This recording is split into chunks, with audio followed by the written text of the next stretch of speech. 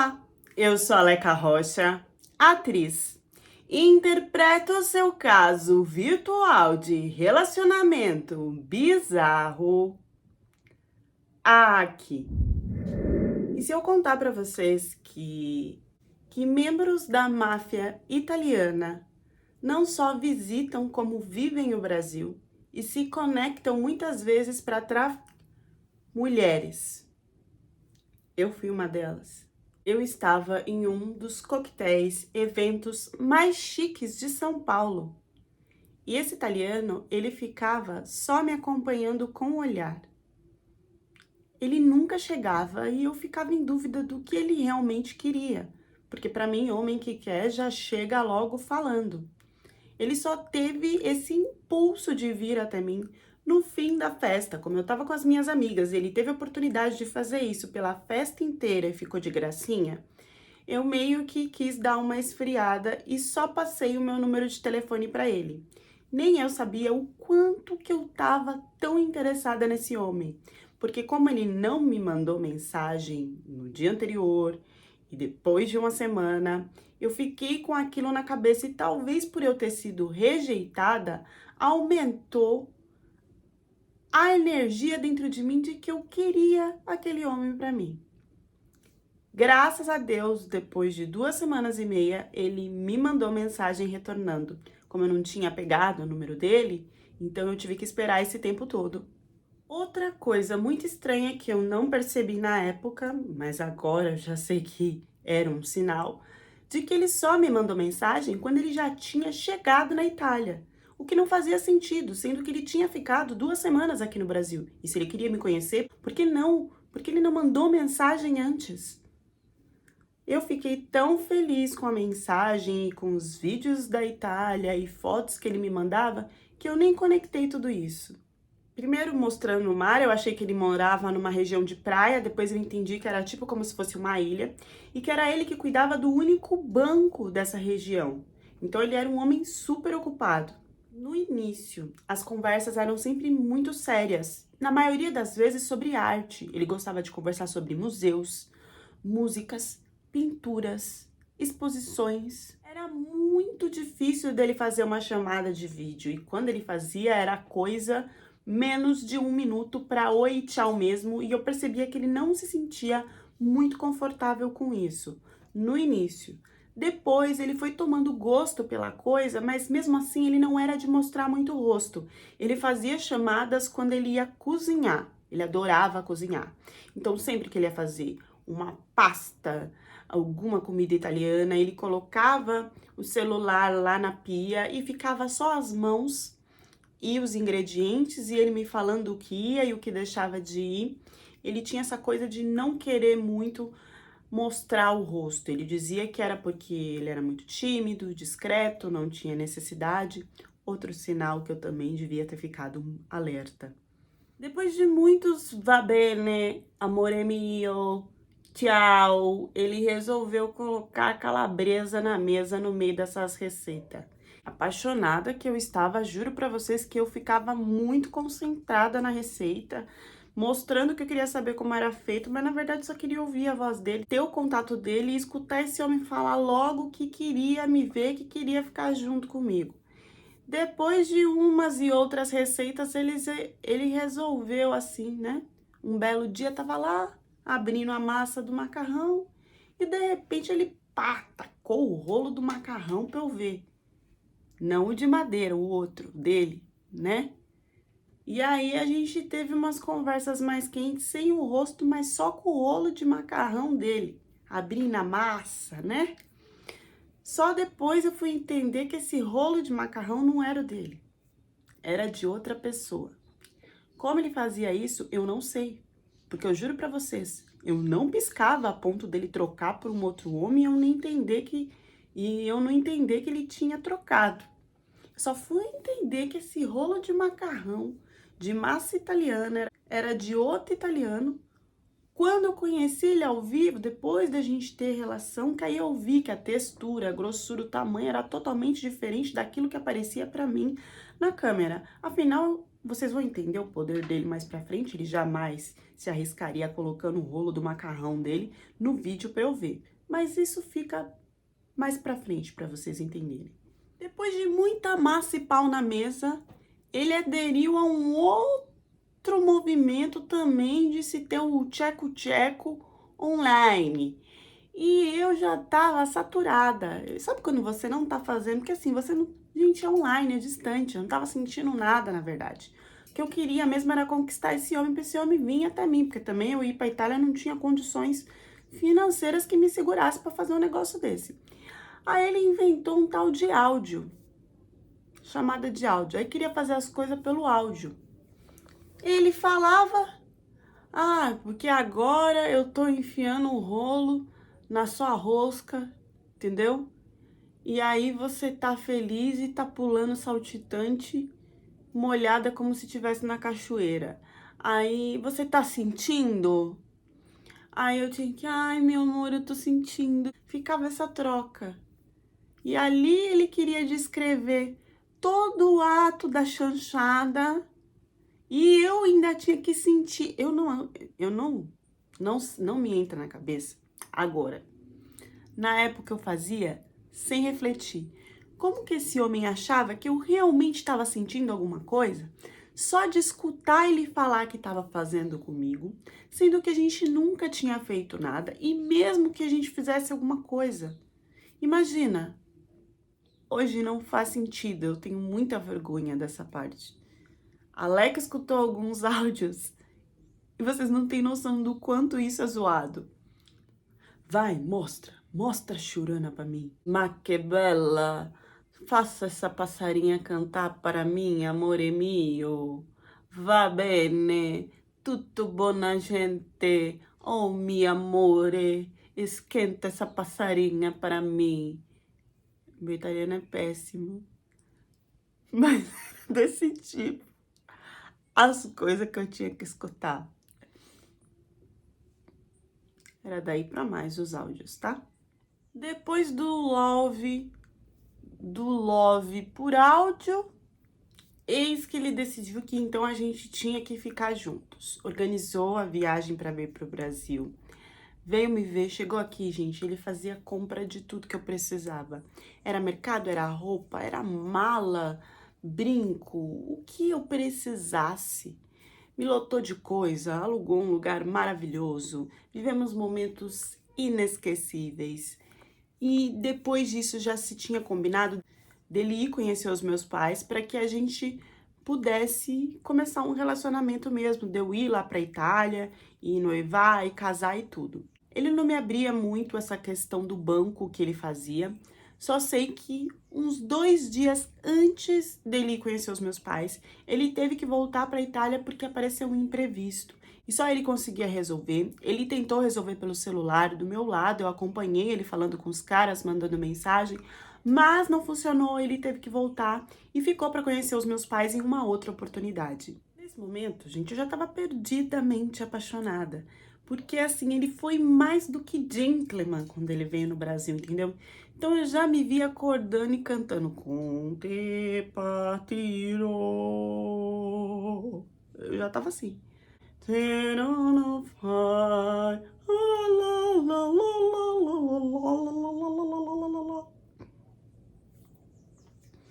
Eu já acordava, entendeu? Yama, yama, yama, yama, yama. Já acordava assim. Já saltitante, querendo esse macho definitivamente na minha vida. E ele me mandava de mensagem de manhã, à tarde, à noite, perguntava se eu tava bem. Era toda aquela coisa, todo aquele amor. A única coisa que não rolava mesmo muito era a chamada de vídeo. Eis que do nada, com praticamente tudo pronto, assim, né, organizado na nossa cabeça, não pago nem nada, pra eu ir pra Itália, pra eu casar e ficar com ele diminuiu o número das mensagens. E eu entendia que era porque ele estava muito ocupado com problemas gigantes que estava acontecendo nesse banco. Só que chegou uma hora que a frieza dele ficou tão grande que ele chegou e falou que tinha que conversar comigo. E nessa conversa, ele simplesmente encerrou tudo. que ele viu que não ia dar certo, que era muito exaustivo, com essa coisa de distância não ia funcionar, mas a gente estava organizando tudo para ficar junto. A gente não ia mais ficar distante. E ele dizia que a condição financeira dele, por algumas coisas que estavam falindo lá, não ia dar certo, ele não ia conseguir segurar uma estrangeira em outro país, que a crise na Itália estava muito grande. E várias desculpas vieram e eu disse que eu queria que ele fosse sincero comigo e falasse a verdade. E ele falou que a verdade era essa, que era muito melhor ele conseguir uma italiana lá perto dele, porque os custos seriam menores, né? Então que ele adoraria, que eu era a pessoa perfeita para a vida dele, mas que infelizmente eu não era vizinha, eu não morava perto dele, eu não morava na Itália. Que se eu morasse na Itália, se eu trabalhasse, aí sim, com certeza ele já tinha enfiado um anel na minha mão. Meio que ele fez um drama. E na minha cabeça veio que se eu batalhasse e conseguisse ir morar e trabalhar na Itália sozinha por mim, esse homem ia querer casar comigo. Isso, gente, o meu mundo caiu. Porque assim, eu já tinha avisado toda a minha família, já tinha feito chamada de vídeo com a nona, a mama, com a irmã dele, todo mundo da família dele. Já tinha falado no Instagram, já tava fazendo até conteúdo sobre se relacionar com o italiano. Eu falei, não, sei lá, alguma coisa deve estar atrapalhando ele além disso, não pode ser. Então eu comecei a conversar muito com a irmã dele para que ela me ajudasse. E a irmã dele, aos poucos, a única forma que ela disse que poderia me ajudar era tentando achar um trabalho para mim lá na Itália. E ela começou a mostrar que tinha muito trabalho para babá, mas mais ainda para fazer faxina, né, na Itália. E eu não tinha essa frescura de começar em uma coisa simples, não. Precisava de um pouco, assim, básico do italiano. Eu fui buscar esse básico, apesar que eu conversava com ele e com a irmã dele em inglês. E corri atrás, sozinha, de tentar essa coisa de faxina. Só que eu não tinha condições de pagar bilhete, tem várias coisas que você tem que comprovar. E aí, ela, assim, com a graça de Deus, depois de 1 mês e meio, ela achou, tipo, uma agência que faria todo esse trâmite, porque, assim, você precisa de mais ou menos 1.000 euros, mais ou menos 1.000 euros para você conseguir entrar na Itália. Você precisa comprar a passagem de ida e volta, você precisa de um seguro viagem. Então, assim, são muitos custos. E a agência, ela pagaria esses custos para eu trabalhar. E aí, depois, com o meu trabalho, que, tipo assim, você ganhava em euros rapidinho esse dinheiro de volta, eu transferia esse dinheiro de novo para a agência e depois ia ter só o meu lucro. Enquanto isso, eles me apoiavam, me dando casa, alimentação, até convênio médico. Até eles me mandaram, tá, 1.000 euros, até cartão de crédito. Eles conseguiram fazer para mim, para que eu mostrasse que eu tinha condições, né, de ficar o tempo que eu tinha colocado lá na viagem para Itália. Eu estranhei quando eu cheguei no avião, gente, não era econômica. Tipo, era aquela que é mais avançada, né? E eu falei, gente, a viagem foi maravilhosa, porque assim, foi um luxo só. Eu gravava, nem eu acreditava que eu tava ali. Já nem pensando no custo que seria aquilo que eu teria que pagar depois para eles. Uma amiga da dona foi me pegar no aeroporto e aí eu não entendi, porque quando eu saí do aeroporto no carro a dona tava, mas ela não saiu para ir me encontrar lá no aeroporto. Então, a dona da agência de tudo tava do lado direito do carro, do lado esquerdo tava o meu futuro marido. Que nesse tempo todo que eu organizei tudo isso, eu não falei com ele, porque eu queria fazer surpresa de tipo, olha, estou na Itália, estou trabalhando na Itália, agora a gente pode ficar junto. Quando eu vi ele dentro do carro, que eu fui pra falar, amor, não sei o que, não sei o que, ele falou, depois a gente conversa, mas me deu um corte assim, na frente da dona, né? Depois a gente conversa. E aquilo me fez um nó na cabeça, porque como que ele sabia que eu tava lá? Será que a irmã dele tinha avisado? E por que que depois, será que, porque não na frente da dona da agência, talvez não fosse profissional e fosse antiético? Minha cabeça começou a fervilhar sobre tudo aquilo e eu fui levada para uma casa onde eu iria morar para começar esse trabalho. Ele só me deixou na porta da casa com essa dona e falou assim: você veio aqui para trabalhar, então você vai trabalhar. E disse que tinha que ir embora, a gente não conversou. Uma surpresa que eu queria fazer para ele também foi por água abaixo. Essa senhora, ela já começou a me medir. Ela me olhava de cima e embaixo.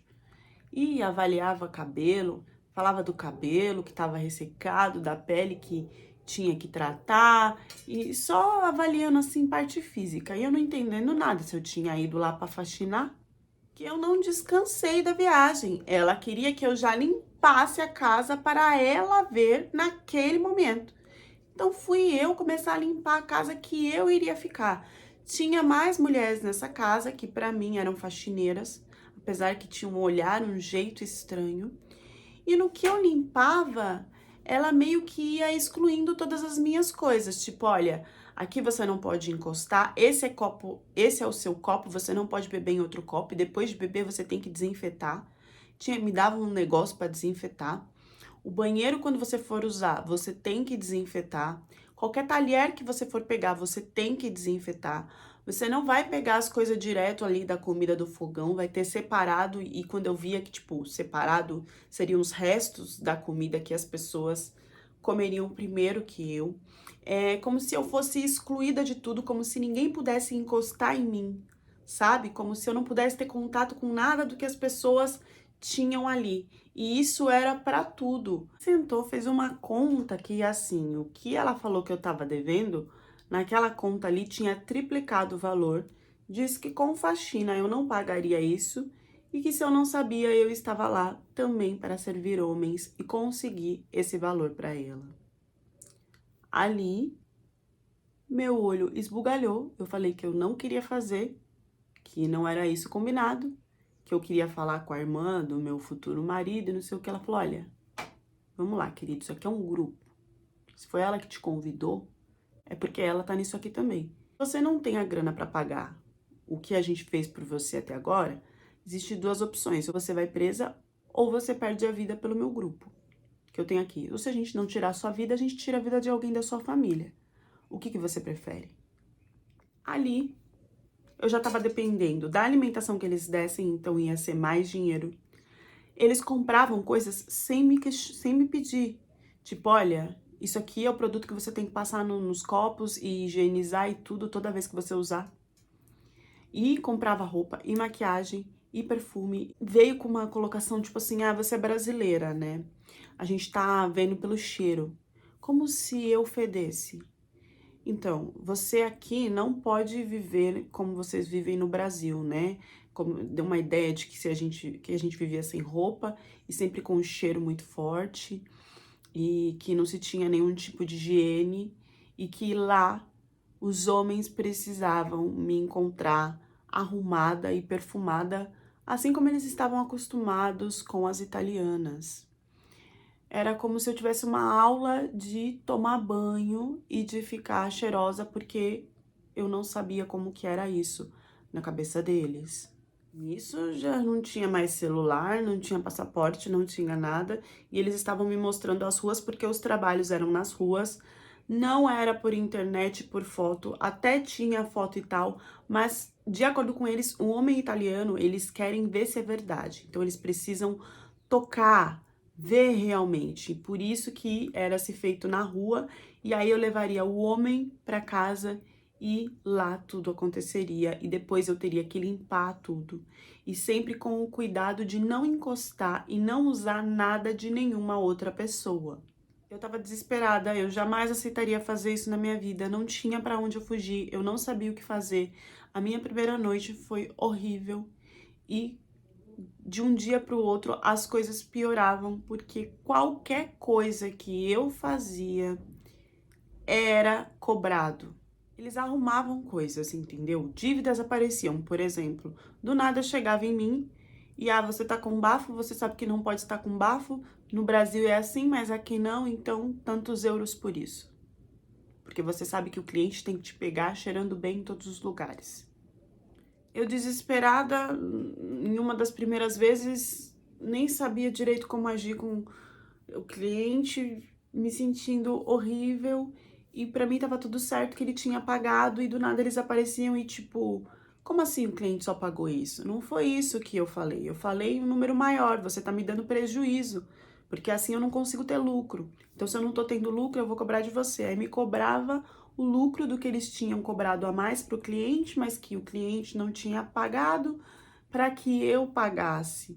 Era sempre uma falcatrua e eles jogavam que assim, ah, você é do Brasil, né? Da onde? São Paulo? Rio de Janeiro? De qual favela? Ah, você sabe roubar, né? Mas tudo aqui que você roubar, você vai ter que pagar de volta. E a gente tá vendo que você tá roubando. Então, às vezes, eles colocavam dinheiro lá na casa, ou então nem colocava e falava que o dinheiro sumia.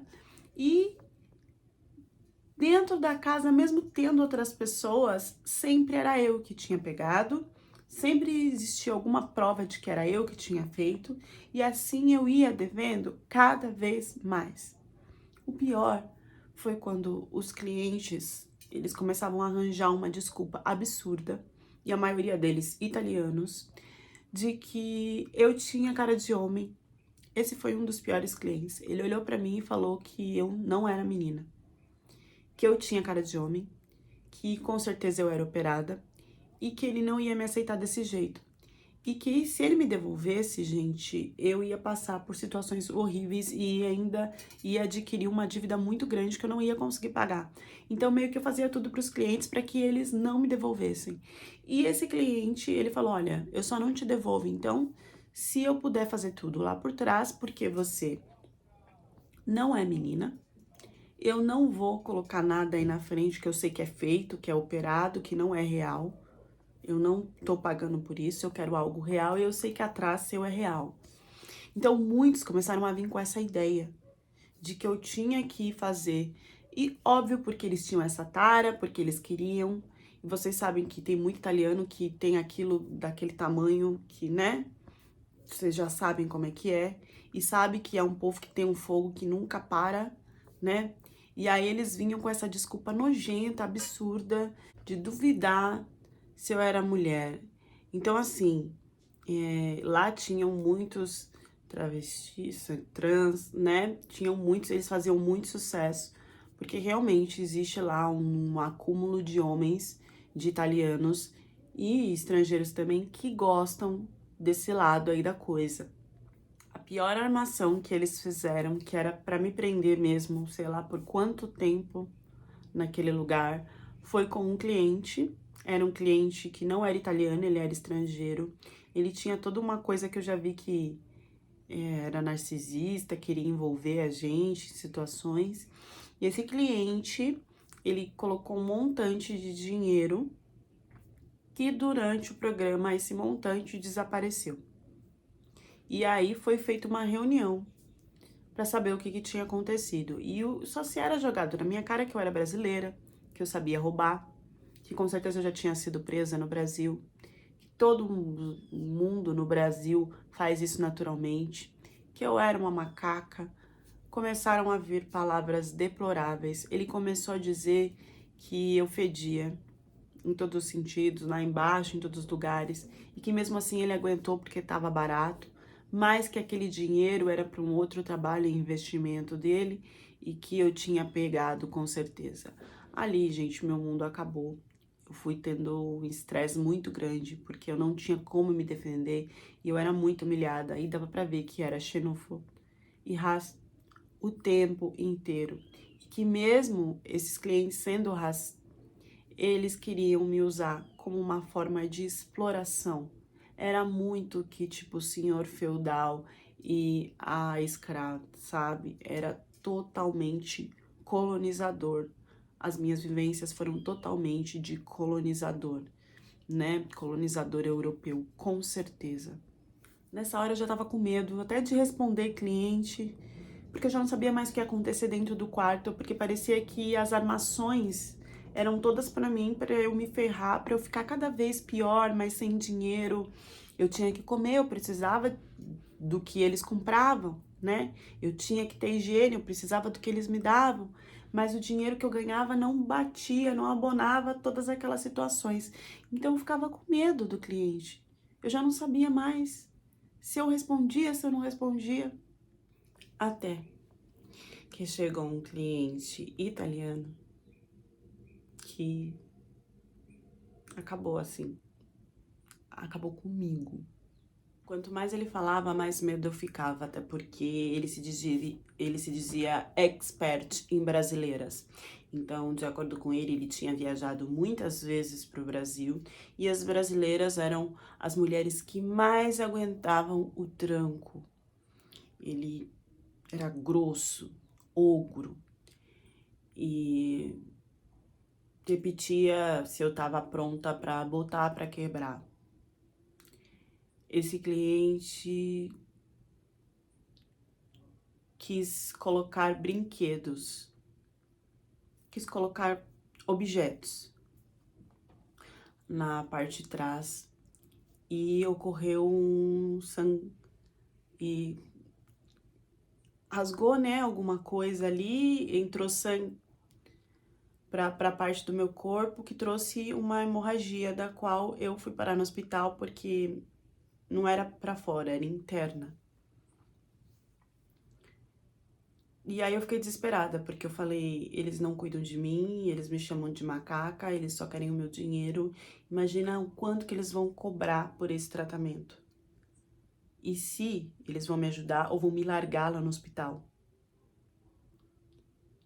Pra mim, ali eu já não tinha mais esperança de nada.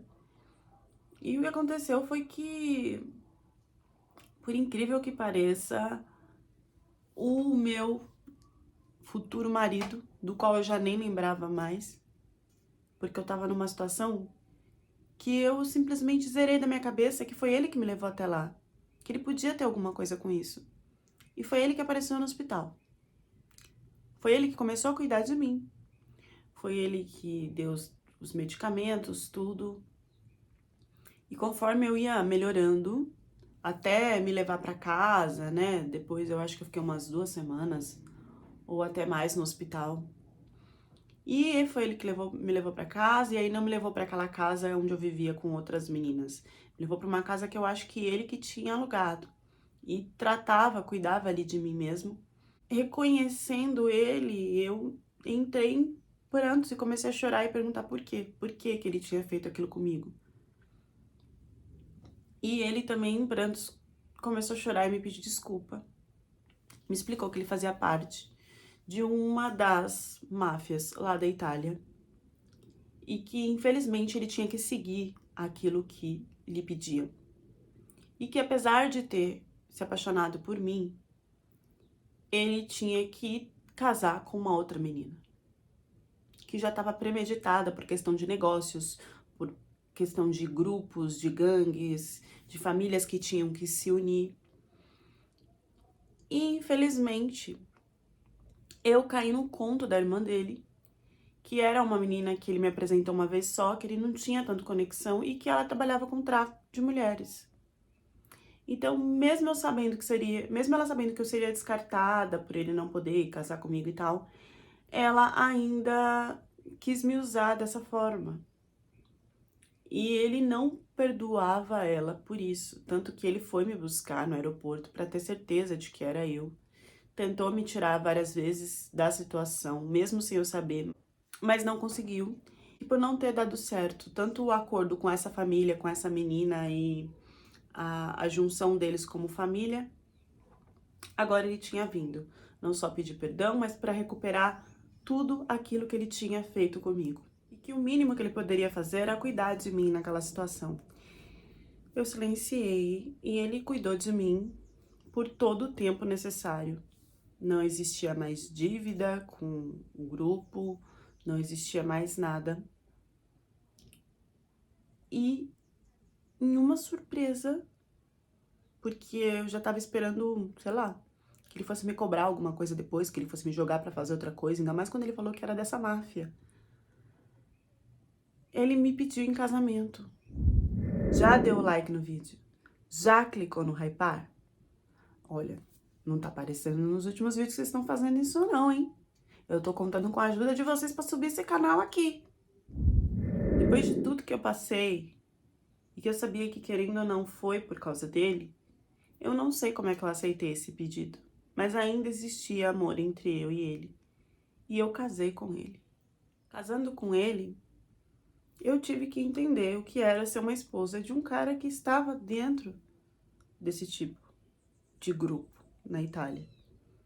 Eu não posso abrir muita coisa para vocês, mas sim, eles trabalham com droga, eles têm a parte do tráfico de mulheres, principalmente no Brasil e em outros lugares. E eu agora faço parte disso. Eu aceitei isso para mim. E eu faço sim o negócio girar para minha família. E posso confessar aqui para vocês que eu já tentei convidar sim amigas e parentes para vir para cá para trabalhar como faxina, mas que na verdade o objetivo é outro. Como eu me transformei e como que eu acho isso normal, eu não sei muito bem explicar para vocês. Mas hoje eu faço parte de um grupo que já me machucou muito, que já me enganou muito. E eu me sinto bem nesse lugar. Pela zona de conforto, pelo luxo que eu tenho, pelo amor, pela paixão, eu realmente não sei explicar. Mas aqui ficou alerta. Alguém da sua família, alguma amiga que te convide para ir para um outro país, para trabalhar, é necessário que você observe muito para realmente onde ela vai te levar. Porque não dá para explicar. Não dá para explicar por que uma pessoa faz isso. Porque eu sou uma pessoa normal, uma pessoa que passou por poucas e boas. E que hoje vejo isso como uma forma de trabalho.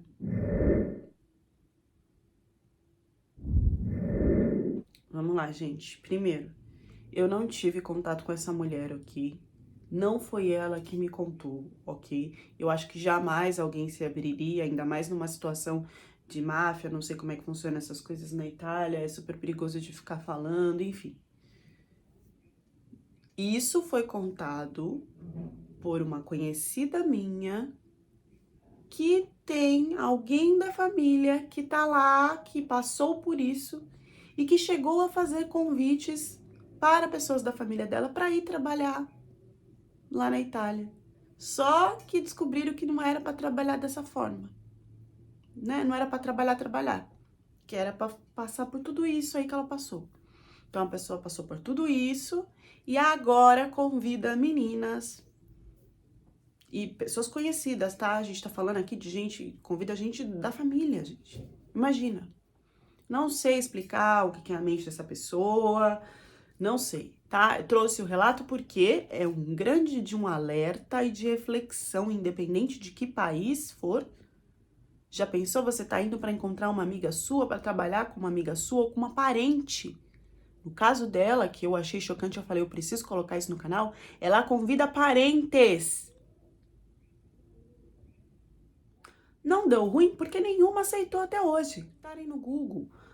Se vocês digitarem no Google, máfia italiana, italiano no Brasil, digita lá no Google. Que aí é acesso de notícia comprovada, jornalística, diferente do que eu faço aqui no canal. Lá vocês vão ver que o alerta do vídeo é real. O que fez essa moça, depois de tanto sofrimento, ficar tão fria e convidar outras pessoas para passar pelo mesmo sofrimento? Eu não consigo refletir sobre essa história. Fica aqui o alerta e deixem as reflexões de vocês nos comentários do canal.